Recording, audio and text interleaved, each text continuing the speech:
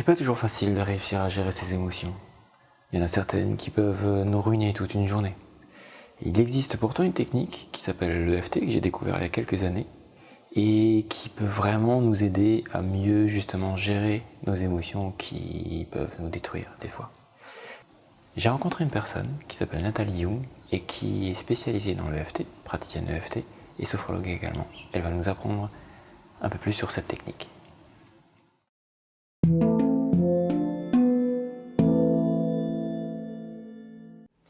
Pour travailler nos émotions perturbatrices, on se trouve aujourd'hui chez Nathalie Young, sophrologue et praticienne EFT.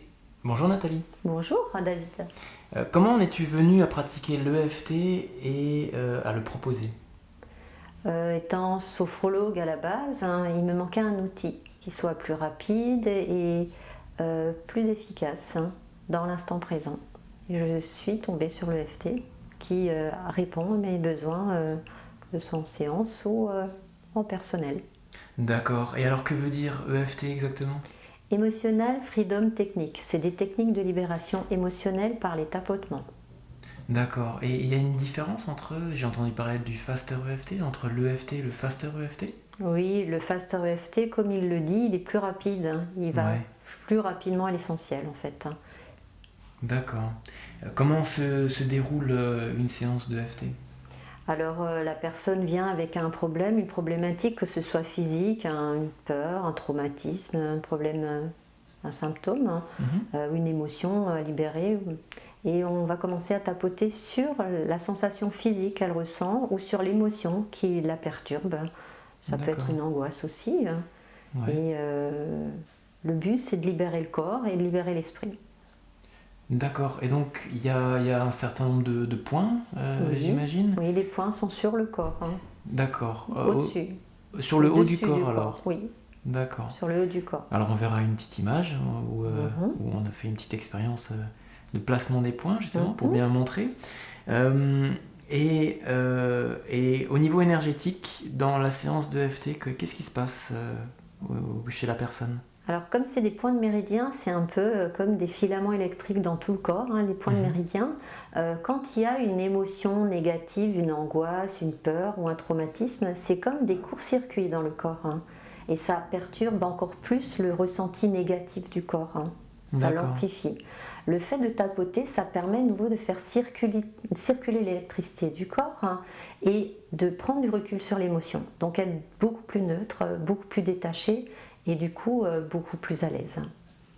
D'accord. Et en réaction, on peut justement des fois, lors d'une séance, ressentir de nouveau, revivre l'émotion alors et la transcender, c'est ça ? Oui, en quelque sorte, mais quand l'émotion ou quand le traumatisme est trop difficile à revivre, on va trouver d'autres méthodes pour la libérer, mais on peut effectivement libérer l'émotion qui perturbe la bonne sensation dans le corps.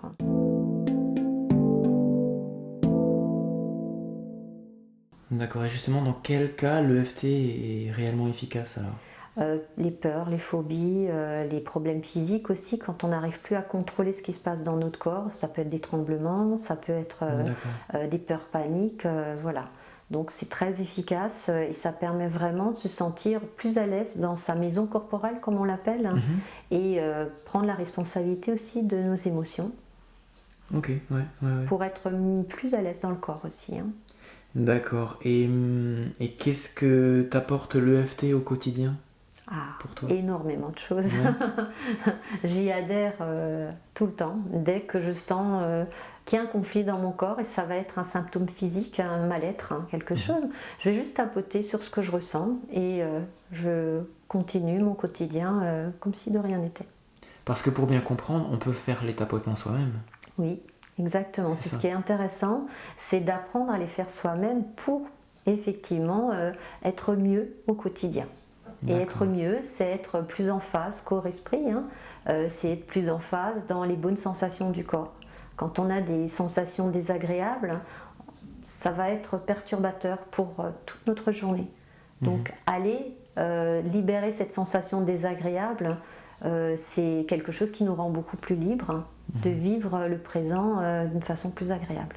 Ouais, c'est un peu comme de savoir il y a une colère qui vient au courant de matinée et de ne pas vouloir se pourrir la journée parce qu'il y a eu cette colère, quelque part. Ne pas la garder en soi parce qu'elle est destructrice, ne pas la cracher à l'autre, hein, comme on dit, hein, prendre l'autre comme une poubelle émotionnelle, mais trouver un juste milieu pour la prendre en main soi-même et puis la canaliser. D'accord. Et qu'est-ce qui te rend justement heureuse en pratiquant l'EFT? Ben, je me sens bien, tout simplement. Je me sens plus libre, plus fluide, plus moi-même, hein, sans être tout le temps